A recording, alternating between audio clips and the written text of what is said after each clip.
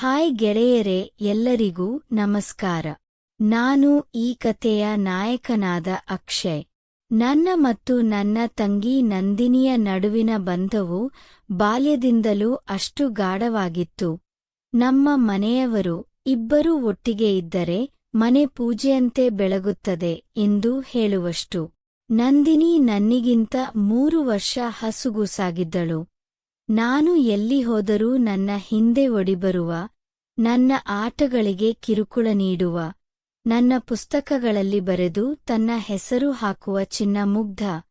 ವರ್ಷಗಳು ಕಳೆದಂತೆ ನಾವು ದೊಡ್ಡವರಾದರು. ನಮ್ಮ ನಡುವೆ ಮಾತಿನ ಜಗಳ, ಹಾಸ್ಯ, ಕಣ್ಣೀರು, ಉಪಹಾಸ, ಕಾಳಜಿ ಇವೆಲ್ಲವೂ ಅದೇ ಹಾಗೆ ಉಳಿದುಕೊಂಡೇ ಇತ್ತು. ಸಮಯ ತನ್ನ ವೇಗದಲ್ಲಿ ಸಾಗುತ್ತಿದ್ದಂತೆ ನಂದಿನಿಯ ಮದುವೆಯ ಮಾತು ಮನೆಯಲ್ಲಿ ಶುರುವಾಯಿತು. ಮೊದಲಿಗೆ ನನಗೆ ಸ್ವಲ್ಪ ವಿಚಿತ್ರವಾಗಿತ್ತು. ನಿನ್ನೆವತ್ತಿನಂತೆ ಅವಳನ್ನು ಶಾಲೆಗೆ ಬಿಟ್ಟು ಬಂದಿದ್ದ ದಿನ ನೆನಪಿತ್ತು. ಆದರೆ ಈಗ ಆ ಪುಟ್ಟ ಹುಡುಗಿ ಮದುವೆಯಾಗಬೇಕಾದ ಸಮಯ ಬಂದಿದೆ ಎಂದು ಮನಸ್ಸು ಒಪ್ಪಿಕೊಳ್ಳಲಿಲ್ಲ. ಮದುವೆಯ 1 ವಾರ ಮುಂಚೆ ನಂದಿನಿ ಊರಿಗೆ ಬಂದಾಗ ಮನೆಯ ಗಾಳಿಯೇ ಬದಲಾಗಿತ್ತು.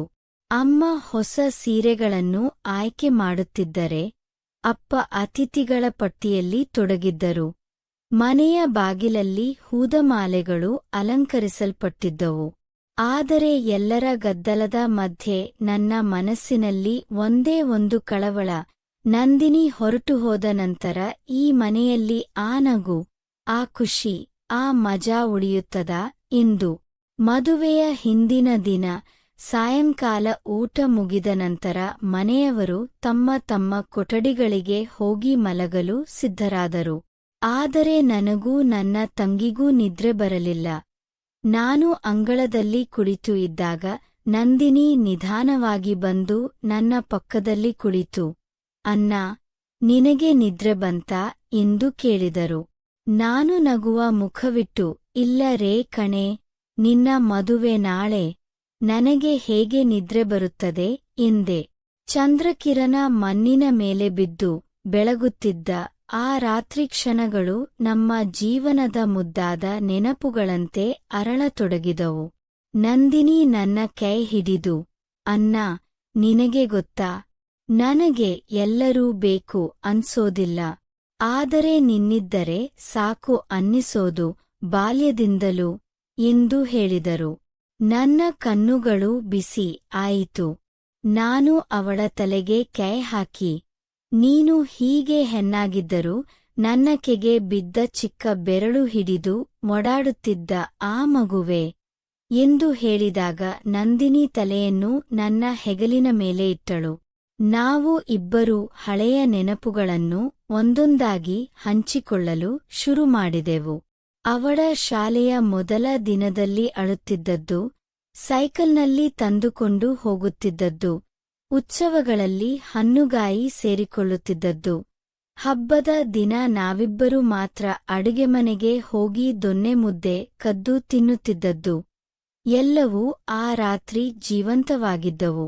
ನಂದಿನಿ ನಗುತ್ತಾ, "ಅಣ್ಣಾ, ನಿನ್ನ ಮೇಲೆ ಎಷ್ಟು ಜಗಳ ಮಾಡಿದ್ದೀನಿ ಗೊತ್ತಾ, ಆದರೆ ನನ್ನಿಗೆ ನೀನೇ ದೊಡ್ಡ ಸ್ನೇಹಿತ" ಎಂದು ಹೇಳಿದಾಗ ಮನಸ್ಸೇ ಕರಗಿತು. ನಾನು ಅವಳ ಕೈ ಹಿಡಿದು, "ಜಗಳ ಮಾಡೋದು ಪ್ರೀತಿ ಕಡಿಮೆ ಅಂತಲ್ಲ, ಅದು ಹೆಚ್ಚು ಅಂತ. ನಿನ್ನ ಜೊತೆ ಜಗಳಿಸೋದು ನನಗೆ ಇಷ್ಟ" ಎಂದೆ. ಒಂದು ಕ್ಷಣ ನಂದಿನಿ ಮೌನವಾಗಿ ಕುಳಿತುಕೊಂಡು, "ಅಣ್ಣಾ, ನಾನೀಗ ಬೇರೆ ಮನೆಯ ಹುಡುಗಿ ಆಗ್ತಾ ಇದ್ದೀನಿ.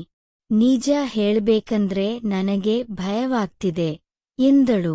ನಾನು ಅವಳನ್ನು ನನ್ನತ್ತ ತಿರುಗಿಸಿ, "ನಂದಿನಿ, ನೀನು ಯಾವ ಮನೆಗೆ ಹೋದರೂ ನಿನಗೆ ಇದೇ ಮಗುತನ, ಇದೇ ನಗು, ಇದೇ ಪ್ರೀತಿ ಇರುತ್ತದೆ.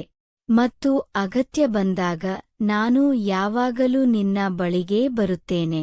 ನೀನು ನನ್ನ ತಂಗಿ, ಇದು ಯಾರೂ ಬದಲಾಯಿಸಲು ಸಾಧ್ಯವಿಲ್ಲ" ಎಂದೆ.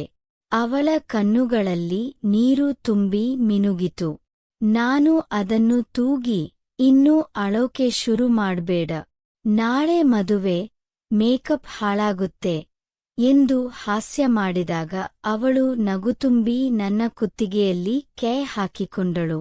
ನಾವು ಇಬ್ಬರೂ ಹಿತ್ತಲಿನ ನೆಲದಲ್ಲಿ ಬಂದು ಹಾಸಿಕೊಂಡು ನಕ್ಷತ್ರಗಳನ್ನು ನೋಡಿ ಮಾತನಾಡುತ್ತಾ ಇದ್ದೆವು. ಅನ್ನ, ನಿನಗೆ ಮದುವೆಯಾಗೋ ಹೊತ್ತಿನಲ್ಲಿ ನಾನೇ ನಿನ್ನ ಕೈ ಹಿಡಿದು ಸ್ಟೇಜ್ಗೆ ಕರೆದೊಯ್ಯುತ್ತೀನಿ ಎಂದಾಗ ನಾನು ನಗೆ ಬಂತು. ಸರಿ, ನಿನ್ನ ಗಂಡನಿಗೆ ಹೇಳ್ತೀನಿ, ಎಚ್ಚರ. ನನ್ನ ತಂಗಿ ನಿನ್ನಿಗಿಂತ ಹೆಚ್ಚಾಗಿ ನನ್ನ ಕಡೆ ಗಮನ ಕೊಡ್ತಾಳೆ ಅಂತ ಎಂದಾಗ ಅವಳು ತಲೆಯ ಮೇಲೆ ಹೊಡೆದಳು. ಆ ಮಜಾ, ಆ ನಗು ಮನೆಯನ್ನು ತುಂಬಿ ಹೊಳೆಯುತ್ತಿದ್ದವು. ರಾತ್ರಿ 3 ಗಂಟೆ ಆಗಿದ್ದರೂ ಮಾತು ನಿಲ್ಲುವುದಿಲ್ಲ. ಕೊನೆಗೆ ನಂದಿನಿ ನನ್ನ ಹೆಗಲಿನ ಮೇಲೆ ಮಲಗಿದಳು. ನಾನು ನಿಧಾನವಾಗಿ ಅವಳ ತಲೆಗೆ ಹಾಸಿಗೆ ಹಾಕಿ ಅವಳನ್ನು ನೋಡುತ್ತಾ ಕುಳಿತೆ.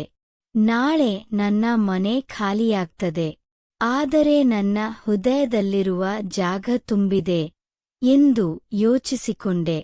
ಬೆಳಗ್ಗೆ ಮದುವೆ ದಿನದ ಗದ್ದಲ ಶುರುವಾಯಿತು. ನಂದಿನಿ ಸುಂದರವಾಗಿ ಸಿಂಗಾರ ಮಾಡಿಕೊಂಡು ಬಂದಾಗ ನನ್ನ ಕಣ್ಣುಗಳು ನಿಂತುಕೊಳ್ಳಲಿಲ್ಲ. ಅವಳು ರಾಜಕುಮಾರಿಯಂತೆ ಕಾಣುತ್ತಿದ್ದಳು. ವೇದಿಕೆಗೆ ಹೋದಾಗ ನಂದಿನಿ ನನ್ನ ಕೈ ಬಿಗಿಯಾಗಿ ಹಿಡಿದು, ಅನ್ನ, ಜೊತೆ ಬಾ ಎಂದು ಮೃದುವಾಗಿ ಕೇಳಿದಳು.